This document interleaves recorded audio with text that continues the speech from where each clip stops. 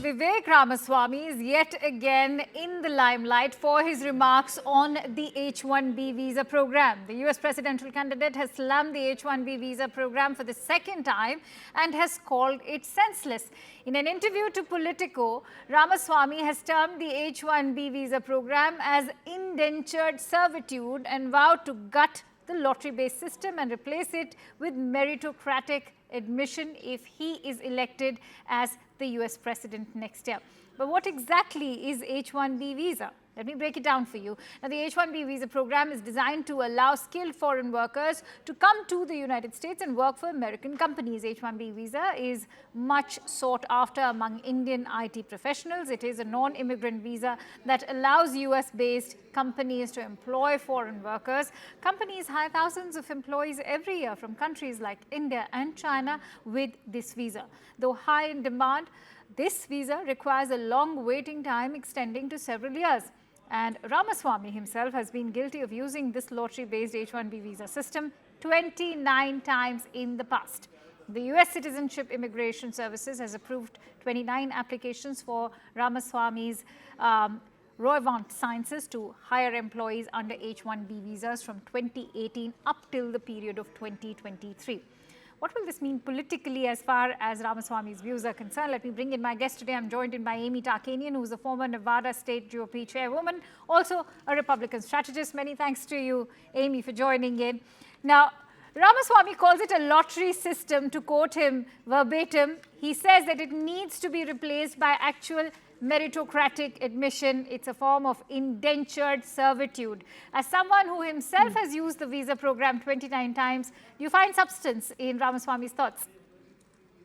No, I think it's a big mistake because, as you mentioned, it is a lengthy process and you have to have a sponsor. You have to have it's $2,500 just to submit the application. You have to go and turn an application into the U.S. consulate. I mean, it's not easy. You also have to have a bachelor's degree or higher. So I think that it would benefit the United States to have people of that kind of caliber entering our workforce. So I disagree with him.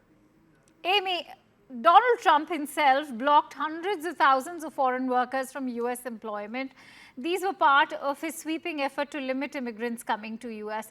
Now, Ramaswamy, on the other hand, has also said that he would use military force to secure the border and that he would deport US-born children of undocumented immigrants.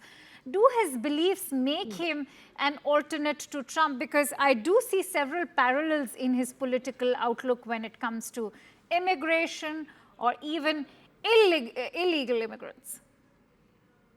Sure. Well, I think what he's doing is he's using talking points because we do have a large amount of illegals that are crossing our border and they're actually being bussed around the nation and people are very concerned. They're filling up our school system. People are concerned about even health issues if they have had their vaccines. We've seen an uptick in diseases like polio. And so there are concerns, but I don't see, I think that the visa system, the H-1B visa system is actually a good thing because the people who are jumping over the fences and going through barbed wire, those are not the same type of caliber people and they wouldn't be able to fill those same type of jobs. Those are going to be more of your low-level paying jobs. So I think he's trying to mesh the two with the fear and then also with wanting to throw something out with red meat to the primary voters. But would you also counter the argument that he's calling it a lottery system, one that's not based on meritocracy? And as someone who's also been through the whole, drill of it for 29 times, it does seem like someone who's experienced, the kind of hurdles one might have had to face. And do you still think that he doesn't make sense or hold substance in what he's trying to present over there? No, I don't think so at all. And I think literally what he's banking on is probably incompetence. of people who don't know the difference between what that visa system is used for versus what we're seeing on television with the thousands and thousands of people crossing the border illegally. So I think it's a mistake on his part. Amy, be it his foreign policy views on wooing Russia, decoupling with China, and now the H-1B, his approach has been marked by complete overhauling of the system. Will it get him far in the presidential race of 2024?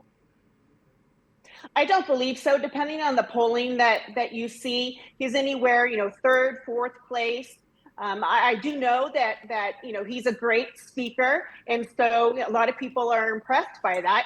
But if you actually break down some of the substance, as you and I are doing right now, we know better. And so I think that's why I said he's banking on incompetence.